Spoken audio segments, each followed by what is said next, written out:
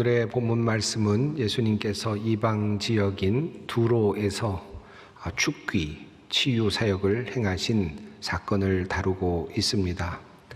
오늘 이야기의 배경은 이렇습니다. 예수님께서는 두로에 가시기 전에 갈릴리 호수 지역을 머무시면서 활동을 하셨습니다.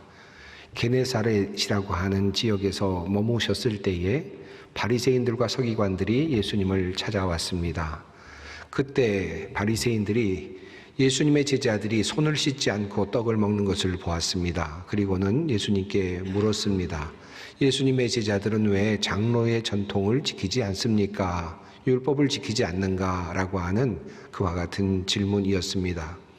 이와 같은 질문에 대하여 예수님께서는 너희가 입술로는 나를 공경하되 마음은 내게서 멀도다 라고 하는 이사야서의 말씀을 인용하시면서 이어서 이렇게 말씀을 하셨습니다. 무엇이든지 밖에서 사람에게로 들어가는 것은 능히 사람을 더럽게 하지 못하되 사람 안에서 나오는 것이 사람을 더럽게 하는 것이니라. 이렇게 말씀하시면서 이어서 주님은 속에서 곧 사람의 마음에서 나오는 것은 악한 생각, 곧 음란과 도둑질과 살인과 간음과 탐욕과 악독과 속임과 음탕과 질투와 비방과 교만과 우매함이니 이 모든 악한 것이 다 속에서 나와서 사람을 더럽게 하느니라. 이렇게 대답하셨습니다.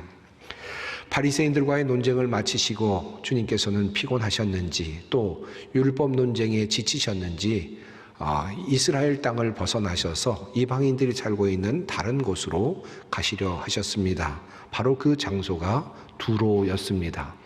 두로는 갈릴리 호수에서 본다면 북서쪽에 위치한 그리고 집중의 연안을 끼고 있는 항구 도시였죠. 매우 번창한 도시였습니다. 꽤 거리가 있음에도 불구하고 예수님께서는 그곳으로 향하셨습니다. 예수님께서 두로로 향하시게 된 그 동기와 또 그 당시의 상황을 성경은 이렇게 알려주고 있습니다. 예수께서 거기에서 일어나셔서 두로 지역으로 가셨다. 그리고 어떤 집에 들어가셨는데 아무도 그것을 모르기를 바라셨으나 숨어 계실 수가 없었다.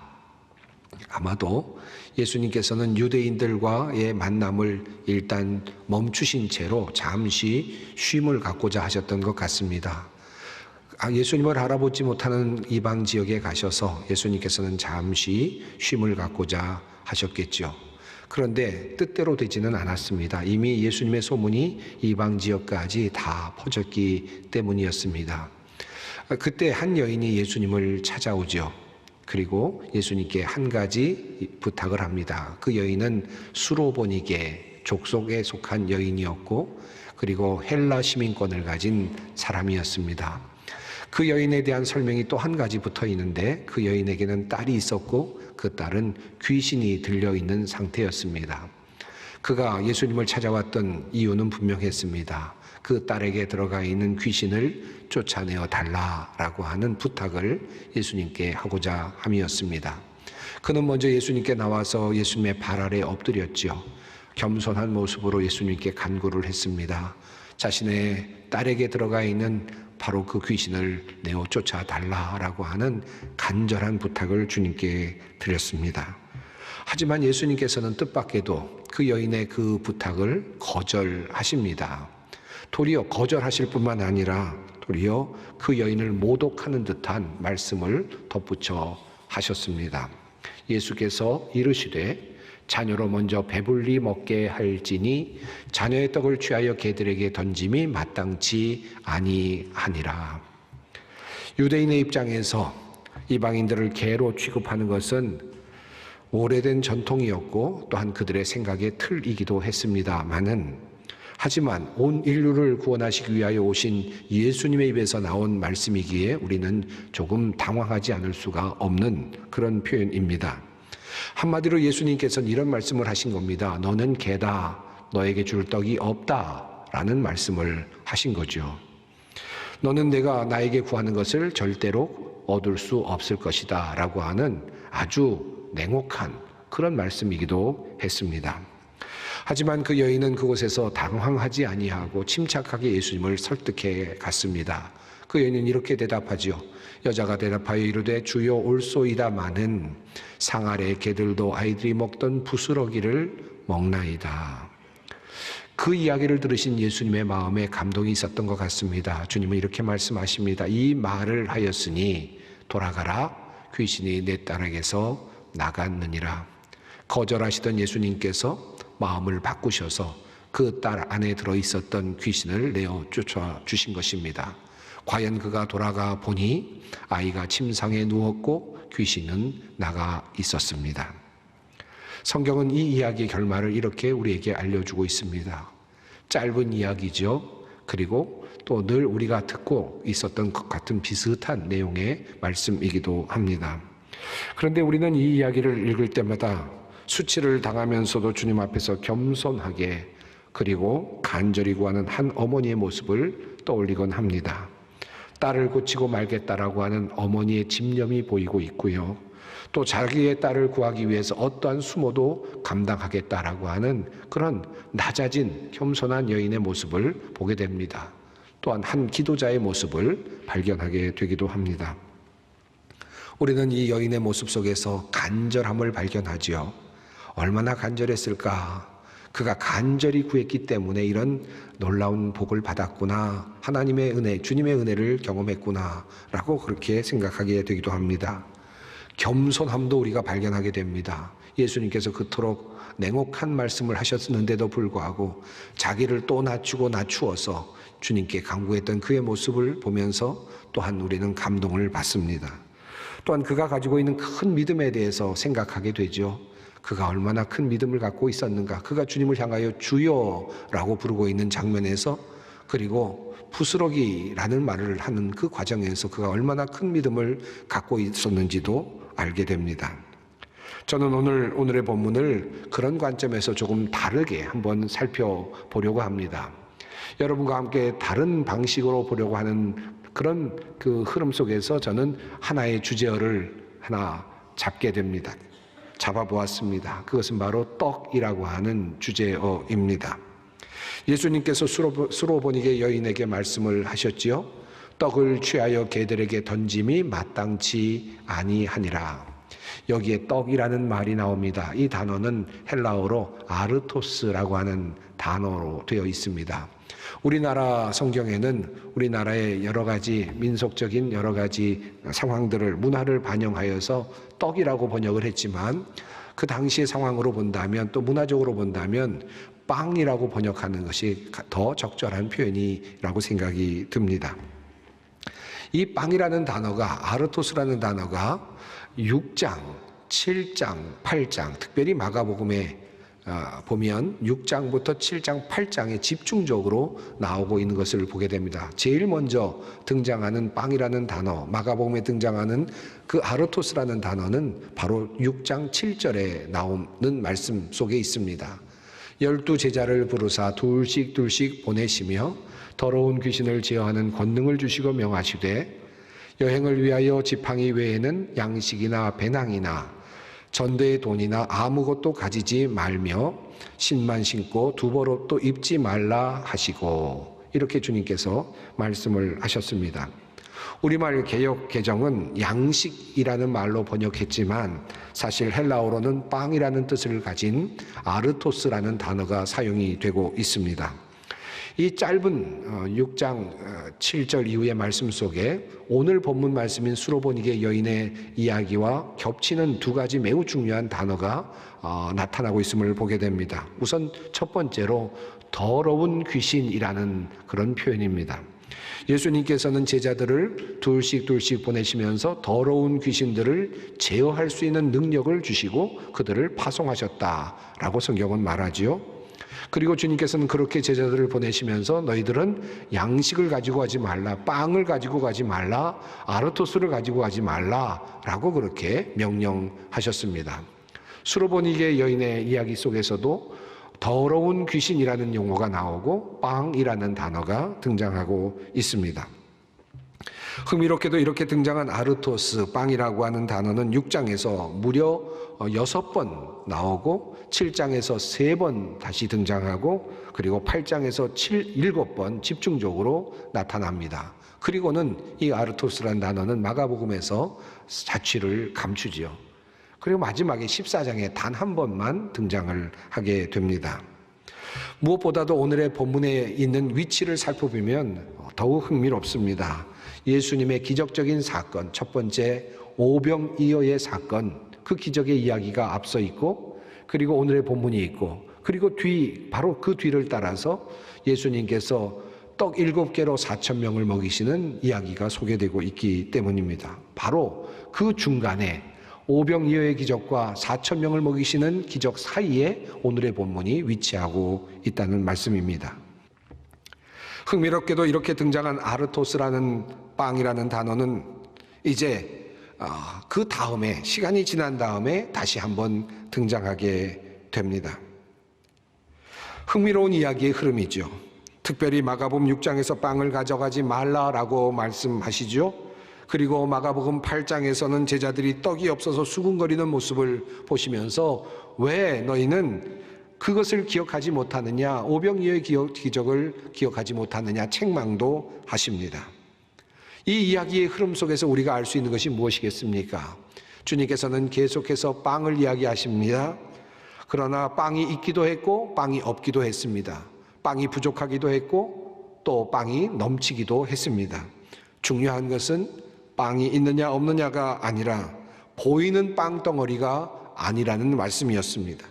그들에게 빵을 주어 먹이시는 예수님, 그 빵이 5개였든지 7개였든지 상관없이 그들에게 빵을 주어 먹게 하시는 예수님의 이야기가 전체적인 흐름을 이어가고 있습니다.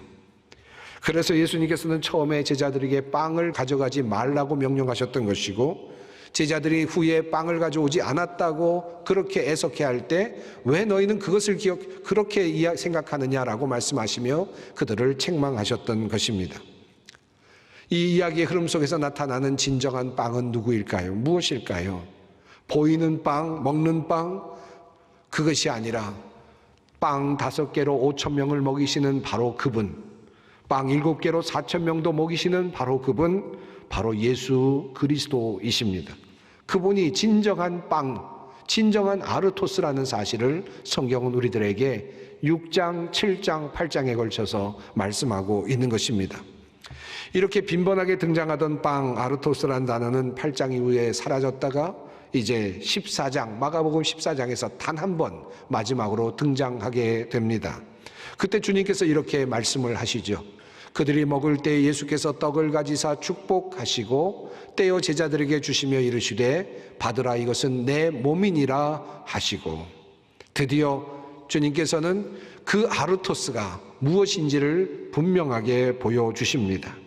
바로 자기 자신의 몸이라는 사실을 계시해 주셨습니다. 이것이 바로 마가복음 14장에 나오는 말씀이죠. 자, 이와 같은 구조 속에서 다시 오늘 본문 말씀으로 한번 돌아가 보십시다. 수로보니게 여인이 예수님을 찾아왔습니다. 간절히 주님께 간청합니다. 자신의 딸에게 들어온 귀신을 내어 쫓아달라고 하는 간청이었습니다. 그때 주님께서는 이렇게 말씀하십니다. 예수께서 이르시되 자녀로 먼저 배불리 먹게 할지니 자녀의 떡을 취하여 개들에게 던짐이 마땅치 아니하니라. 언뜻 보면 이방인들을 비하하는 말로 보이기도 하지만 사실 예수님께서는 예수님의 구원의 계획과 그리고 예수님의 구원의 방향과 그리고 순서를 말씀하고 계시는 것이었습니다. 이방 여인이 예수님의 발 아래 엎드려서 주님의 은혜를 간구합니다. 생명의 빵이신 주님 앞에 나와 있습니다. 하지만 예수님은 이 생명의 빵을 이 이방인에게 주실 마음이 아직은 없습니다. 이들에게 열어 보여주실 마음이 없으십니다. 주님의 구원의 계획은 유대인에게 먼저 향하고 있고 그들을 통하여 이방인들이 마침내 구원을 얻게 될 것이기 때문입니다. 즉 이 말씀은 아직 아니다라고 하는 말씀입니다. 내가 지금 나에게 와서 은혜를 구하지만 아직 때가 이르지 않았다라고 하는 말씀입니다. 특별히 빵이라는 관점에서 주님은 빵을 개에게 내어줄 수 없다 없다라고 말씀하시는 것입니다. 생명의 빵이신 예수님은 아직 이방인들에게 열려 있지 않습니다. 이스라엘에서는 달랐습니다. 갈릴리 호숫가에서 예수님께서는 떡 5덩이로 5,000명에게 그 떡을 나누어 주셨습니다. 또 4,000명에게도 나누어 주셨습니다. 그러나 이방인들에게 줄 떡은 아직 없습니다. 바로 그 말씀을 하고 계시는 것입니다. 하지만 여인은 말합니다. 주여, 올소이다마는 상 아래 개들도 아이들이 먹던 부스러기를 먹나이다. 사실 여인은 예수님이 진정한 생명의 빵이라는 사실을 모르고 있습니다. 다만 예수님께 은혜를 얻기 원합니다. 그는 말합니다. 예수님, 빵이 아니어도 좋습니다. 빵 부스러기만이라도 좋습니다. 저에게 빵 부스러기만이라도 주신다면 그것으로 충분하겠습니다. 저에게 빵의 부스러기라도 먹을 수 있는 기회를 주십시오. 어쩌면 이 말은 문자적으로 본다면 멋진 하나의 논쟁의 방어 형태가 되었을지 모르겠습니다만은, 여인은 문자적으로 빵의 부스러기를 말하였지만 그러나 믿음의 관점으로 본다면 이 말은 이런 뜻이 되었습니다. 저는 예수님을 원합니다. 생명의 떡이신 생명의 아르토스이신 예수님을 원합니다. 예수님 자신이 아니라면 그 부스러기만이라도 좋습니다. 그 부스러기만이라도 만족합니다. 주님께서 내려주시는 은혜의 부스러기로 저는 충분합니다. 아직 온전한 빵을 얻을 수 없는 그런 처지인 것은 알겠지만, 그러나 저에게 그 부스러기라도 얻을 수 있는 은혜를 내려주십시오. 마치 주님의 옷자락이라도 잡겠다는 심정으로 이 여인은 지금 예수님을 향하여 믿음으로 지금 예수님의 그 생명의 떡이신 바로 그 예수님의 부스러기를 구하고 있는 것입니다. 그는 자신도 모르게 그렇게 말하고 있었던 것입니다. 믿음이 많아서 말한 것이 아니었습니다. 주님께서는 그러나 이 말을 들으시고 이렇게 말씀하시죠. 이 말을 하였으니 돌아가라. 귀신이 내 딸에게서 나갔느니라. 분명 구원의 계획은 아직 이방인들에게까지 열리지 않았습니다. 주님은 바로 그 말씀을 하셨던 것입니다. 아직 때가 이르지 않았습니다. 하지만 그 여인의 간절한 간구는 예수님의 마음을 움직였습니다. 마치 예수님께서 가나 혼인잔치에서 아직 때가 이르지 아니하였습니다라고 말하면서도 마리아의 요청을 들어주셨던 것과 같이 예수님께서는 아직 때가 이르지 아니하였지만 수로보니게 여인의 믿음을 보시며 그의 간청을 들으시며 그를 위해 일을 행하셨습니다. 그가 구하던 것은 이루어졌고, 그리고 그는 그의 하나님이 되어 주셨습니다. 떡을 줄 수 없다라고 말씀하시는 예수님, 그러나 부스러기만이라도 달라고 요청하는 수로보니게 여인, 결국 수로보니게 여인의 그 간청에 주님의 마음은 흔들렸고 그의 요구는 용납되었습니다. 부스러기를 구하는 믿음, 바로 이 믿음이 이스라엘 백성과 이방인의 경계를 무너뜨리는 신앙이 된 것입니다.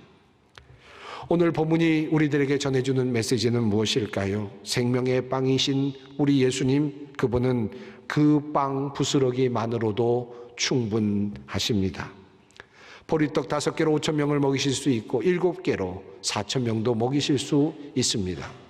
저는 어렸을 때 이 말씀을 읽으면서 이런 생각을 하곤 했습니다. 왜 예수님께서는 앞에서 떡 5개로 5,000명을 먹이셨는데 그 뒤에서는 7개로 4,000명에게 밖에 먹이지 못하셨을까? 그런 질문을 해본 적이 있습니다. 그런데 이 이야기의 흐름을 보면 이런 말씀을 주님께서 하시는 것 같습니다. 5개도 좋고 7개도 좋다. 그리고 부스러기도 괜찮다. 주님은 생명의 떡이신 아르토스이신 주님은 그 부스러기만으로도 이미 우리의 모든 것을 이루실 수 있는 능력이 있으십니다. 바다 위로 걸어오시는 예수님의 모습을 보면서 제자들이 두려워하였을 때 성경은 이렇게 증언합니다. 배에 올라 그들에게 가시니 바람이 그치는시라. 제자들이 마음에 심히 놀라니 이는 그들이 그 떡 떼시던 일을 깨닫지 못하고 도리어 그 마음이 둔하여졌음이로라. 이 말씀이 무슨 뜻일까요? 바로 그 제자들은 과거에 예수님께서 떡을 나누어 주시며 5천 명을 먹이셨던 그 기적만을 생각합니다. 그런데 바로 그분이 예수님이시다는 사실, 그 기적을 일으키신 그 주체가 바로 예수님이라는 사실을 잊어버리고 있었다. 마음이 무뎌져 있었다라고 하는 지적입니다. 주 예수 그리스도 그분만이 진정한 우리의 빵이십니다. 우리의 양식이십니다. 그분만으로 충분합니다. 사랑하는 성도 여러분, 어려운 문제가 있습니까? 풀기 어려운, 풀어내기 힘든 인생의 문제가 있습니까? 그런데 예수님께 나아가기에는 내가 너무나 부족하다고 생각이 되시는지요? 나는 아직 예수님과 가깝지 않아. 예수님이 나를 기억하지 못할 거야. 나는 아직 작은 믿음이야. 나는 믿음이 약해. 나는 이방인과 같은 그런 처지에 있는 사람이야. 나는 아직 예수님을 모셨다기보다는 그저 예수님의 작은 부분 하나 잡고 있을 뿐이야. 그저 한 부분만 붙잡고 있을 뿐이야.